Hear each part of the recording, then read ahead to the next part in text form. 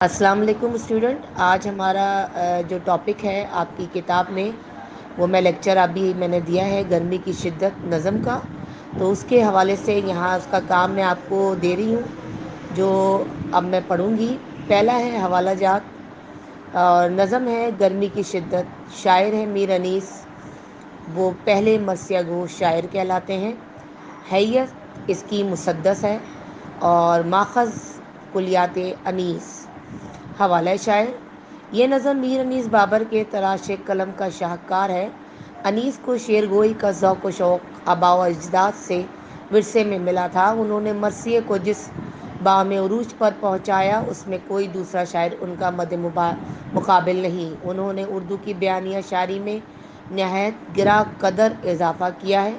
ان کے مرثیے واقعہ نگاری، منظر نگاری، کردار نگاری، جذبات نگاری کے نہایت حسین مرقع ہیں۔ انیس کے مرثیوں میں الفاظ کا برمحل استعمال، خوبصورت تشبیہات اور جگہ جگہ محاوروں کا استعمال نہایت اچھے طریقے سے کیا ہے۔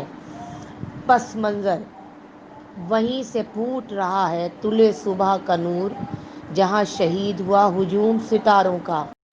قتل حسین اصل میں مرگ یزید ہے، اسلام زندہ ہوتا ہے ہر کربلا کے بعد۔ اب مرکزی خیال کی طرف ہم چلتے ہیں۔ نظم گرمی کی شدت مرثیہ نگاری کا بے حد حسین فن پارہ ہے، جو منظر نگاری کے ساتھ ساتھ جذبات نگاری کا بھی مرقع ہے۔ تاریخی حقائق کو شاعرانہ نزاکت کے ساتھ پیش کیا گیا ہے۔ واقعہ کربلا کو مؤثر انداز میں پیش کرنے کے علاوہ نواسہ رسول صلی اللہ علیہ وآلہ وسلم کی عظمت و توقیر کو بھی اجاگر کیا گیا ہے۔ بقول شاعر، جبی کو ناز عبادت بنا دیا جس نے، اجاڑ دشت کو جنت بنا دیا جس نے، انسان زمیں پر محو ملک آسمانی پر، جاری تھا ذکر قدرت حق ہر زباں پر۔ یہ نظم میر انیس کے طویل ترین مرثیے کا حصہ ہے کہ جب امام حسین کا قافلہ کربلا کے میدان کی جانب بڑھ رہا تھا، اس وقت کربلا کے میدان میں گرمی کی شدت اتنے عروج پتی کہ انسان تو انسان، جانور بھی اس سے پریشان تھے۔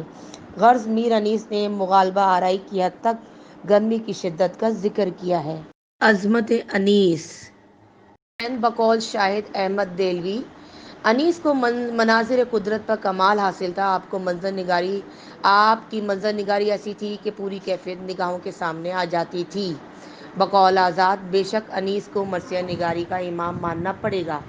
انیس سے جس خاندان میں آنکھ کھلی، اس میں شعر و شاعری کا چرچا تھا اور وہ کئی پشت سے اردو ادب کی خدمت کر رہا تھا۔ انیس نے مرثیے کو وہ رتبہ دیا جس کی اردو زبان میں کمی تھی، اور یہ عظیم مرثیہ گو شاعر اپنے لاتعداد مداحوں کو سوگوار چھوڑ کر 1874 کو اس دنیا فانی سے رخصت ہو گیا۔ بقول شاعر، مرثیے دل کے دیے کر کے کئی لوگوں کو، شہر دلی میں ہے سب کے پاس نشانی ان کی۔ اب ہم چلتے ہیں بند کی تشریحات کی طرف۔ پہلا بند جو شاعر نے لکھا، وہ لو وہ آفتاب کی حدت، وہ تاب و تب، کالا تھا رنگ دھوپ سے دن کا مثال شب، خود نہر علقمہ کے بھی سوکھے ہوئے تھے لب، خیمے جو تھے حبابوں کے تپتے تھے سب کے سب، اڑتی تھی خاک خوش تھا چشمہ حیات کا، کھولا ہوا تھا دھوپ سے پانی فرات کا۔ اب اس کے بعد حوالہ جات، حوالہ شاعر کی آپ نے ہیڈنگ دیکھی ہے، یہ دونوں میں نے اس میں لکھا جا چکا، آپ کو یہاں لکھنا ہوگا اور یہ ہر ایک بند میں لکھا جائے گا۔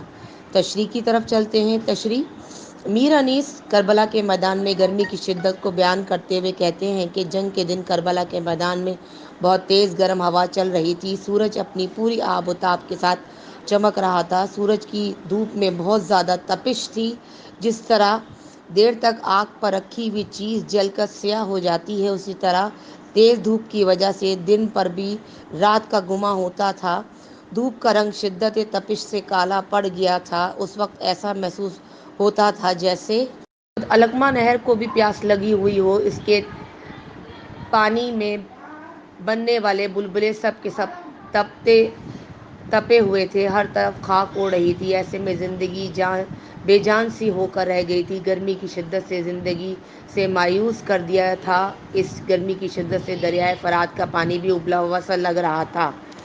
بند نمبر 2، آب رواں سے منہ نہ اٹھاتے تھے جانور، جنگل میں چھپتے پھرتے تھے طائر ادھر ادھر، مردم تھے سات پردوں کے اندر، عرق میں غرق پس خانہ مرصع سے نکلتی تھی نہ نظر، گر آنکھ سے نکل کر ٹھہر جائے راہ میں، پڑ جائے لا قابلِ پائے نگاہ میں۔ اب یہاں بھی حوالہ جات، حوالہ شاعر آپ نے لکھنا ہے۔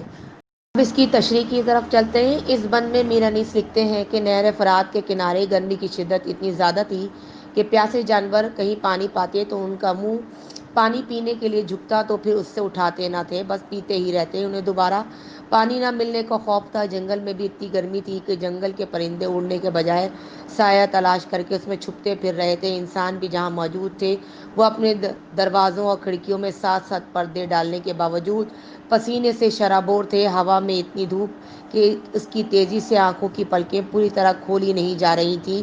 گرمی کی شدت کی وجہ سے دیکھا بھی نہیں جا رہا تھا، پلکیں بار بار بند ہو رہی تھیں۔ اتنی سخت گرمی میں اگر کوئی باہر نکل کر ذرا دیر کے لیے رک جائے تو اس کے پاؤں میں بھی موٹے موٹے آبلے نظر آنے لگتے تھے۔ اتنی سخت گرمی برداشت کی تھی قافلہ حسین نے۔ بقول شاعر آب خنک کو حلق ترستی تھی خاک پر، گویا ہوا سے آگ برستی تھی خاک پر۔ اب اگلا بند کی طرف ہم لوگ چلتے ہیں۔ کوسوں کسی شجر میں نہ گل تھے نہ برق و بار، ایک ایک نخل جل رہا تھا صورت چنار، ہنستا تھا کوئی گل نہ مہکتا تھا سبز زار، کاٹا ہوئی تھی پھولوں کی ہر شاخ باردار، گرمی یہ تھی کہ زیس سے دل سب کے سرد تھے، تب پتے بھی مثل چہرہ مدق زرد تھے۔ یہاں بھی حوالہ جات، حوالہ شاعر کے بعد ہم تشریح کی طرف چلتے ہیں۔ تشریح کربلا کے میدان میں درخت تو موجود تھے مگر دور دور تک کوئی درخت ایسا دکھائی نہ دیتا تھا جو پھلوں اور پھولوں اور پتوں سے ہرا بھرا ہو۔ درختوں پر جب سورج کی شعاعیں پڑتی تو دیکھنے والوں کو یوں محسوس ہوتا جیسے جنگل میں آگ لگی ہوئی ہو اور ہر پودا اس میں جل رہا ہو، بالکل اسی طرح جیسے چنار کے درخت اپنے سرخ پھولوں کی وجہ سے یوں دکھائی دیتے ہیں جیسے ان میں آگ لگی ہوئی ہو۔ سبززار میں کوئی بھی رونق نہیں تھی۔ جو شاخیں کبھی پھلوں سے لدی نظر آتی تھیں آج وہ گرمی کی شدت سے سوکھ کر کانٹا بن گئی تھیں۔ اتنی شدید گرمی میں لوگ جینے سے بیزار ہو گئے تھے۔ گرمی کی وجہ سے درختوں کے پتے کملا گئے تھے اور وہ پتے جو کبھی سرد و سبز و شاداب تھے ان میں پیلاہٹ آ گئی تھی اور وہ اس طرح لگ رہے تھے جیسے دق کا مارا ہوا کوئی مریض ہو۔ بقول شاعر پانی کا آگ گرمی زور حساب تھی، ماہی جو سیخ موش تک آئی کباب تھی۔ اگلے بند کی طرف چلتے ہیں۔ شیر اٹھاتے تھے نہ دھوپ کے مارے کچار سے، آہو نہ منہ نکالتے تھے سبززار سے، آئینہ مہر کا تھا مقدار غبار سے، گردوں کو تب چڑھی تھی زمیں کے بخار تھے، گرمی سے مضطرب تھا زمانہ زمین کا۔ اب اس کے بعد حوالہ جات، حوالہ شاعر آپ نے لکھنا ہے۔ تشریح اس کی میں پڑھ رہی ہوں۔ گرمی کی شدت کی کیفیت تھی کہ شیر جیسے درندے بھی دھوپ کی وجہ سے اپنے ٹھکانوں کو نہ چھوڑتے تھے بلکہ وہ وہیں دبکے پڑے ہوئے تھے۔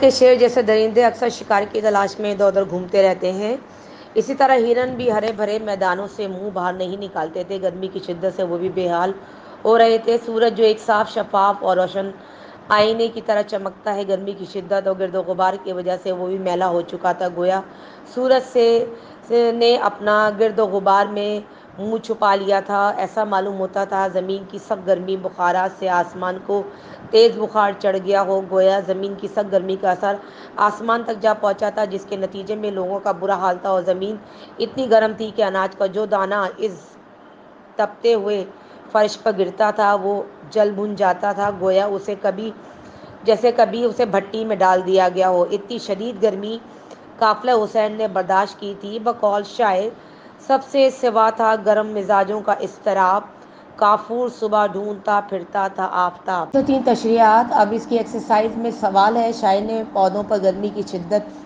کی منظر کشی کیسے کی ہے؟ تو اس کا جواب میں پڑھ رہی ہوں۔ شاعر نے پودوں پر گرمی کی شدت کی منظر کشی اس طرح کی ہے کہ دور دور درخت پہ نہ پتے تھے، نہ پھل نہ پھول۔ کھجور کے درخت گرمی سے جل کر چنار جیسے ہو گئے تھے، کوئی پھول نہ کھلتا ہوا دکھا نہ مہکتا ہوا۔ جس شاخ میں پھول اور پھل لگے ہوئے ہوتے وہ شاخ بھی سوکھ کر کانٹا بنی ہوئی تھی۔ پودوں کے پتے مرجھا کر مردار ہو رہے تھے جیسے ان کو تپ دق ہو گیا ہو۔ درجہ الفاظ اور ترکیبات کے معنی بتائیے۔ حدت گرمی ایسا بخار جس میں بہت زیادہ گرمی پیدا ہو جائے یا جسم گرم ہو جائے. طائر پرندے. خانہ مرسا آنکھوں کی پلکیں برقبار. پتے پھول مقدار میلہ. اگلی ایکسرسائز ہے خالی جگہ مناسب الفاظ اور مصروں سے پورا مکمل کیجیے. نمبر 1 اڑتی تھی خاک خوش تھا چشمہ حیات کا.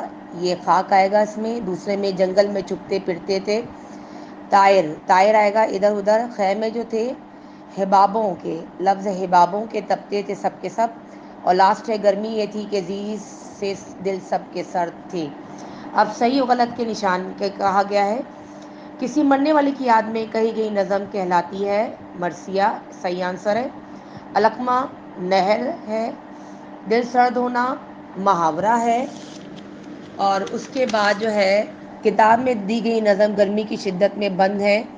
4 میر انیس کی نظم میں گرمی کا ذکر ہے کربلا کی. اب اس میں آخر میں گرامر کا سوال ہے. تشبیہ کی ڈیفینیشن دی گئی ہے اور سمجھایا گیا ہے.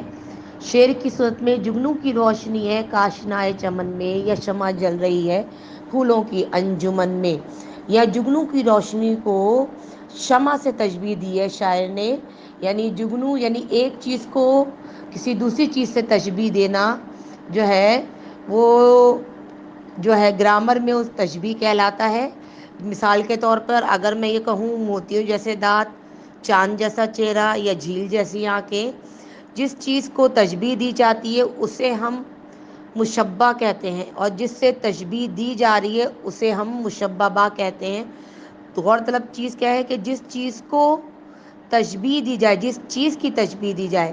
یعنی مثال دی گئی شعر میں جگنو کی تو جگنو ہے مشبہ اور شمع ہے مشبہ بہ. تو یہ بات سمجھ لیجئے اچھی طرح کہ جس چیز کی تشبیہ دی جا رہی ہے وہ مشبہ کہلاتا ہے اور جس سے دی جا رہی ہے وہ مشبہ بہ کہلاتی ہے گرامر کی روح سے.